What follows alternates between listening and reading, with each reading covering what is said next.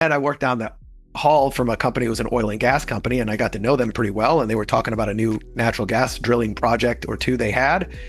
And I was like, well, let me look at this. And I started looking at it, and I was like, all right, this is pretty interesting. I think there could be some money here. I went to my dad. I said, hey, Dad, look at this. And he goes, son, run, don't walk. Do not do this.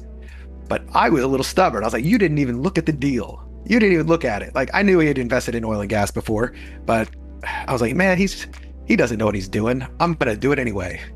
And so, a little $25,000 investment here, and then another well was like another 25. And one of the things I didn't realize was that in this kind of an investment, they have cash calls where something goes wrong with the well, they need more money. They say, hey, we're going to need another 10,000. And if you don't put it in, it's not optional. You don't get diluted. You lose your investment. You have to participate or you're out.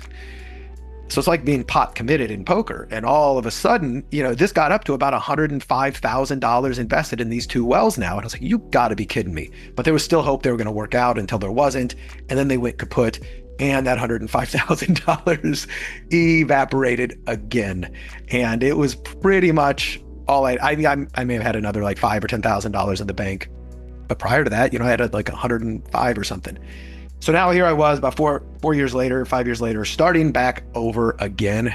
And, that really takes a toll on your ego. You really feel stupid at that point. Like, how many times am I going to do this? But I do think that once more, one of my strengths is almost like stubborn resilience and delusional optimism. And I've got a really good ability to reframe things that happen. One of my favorite sayings is that there's no such thing as failure, only feedback.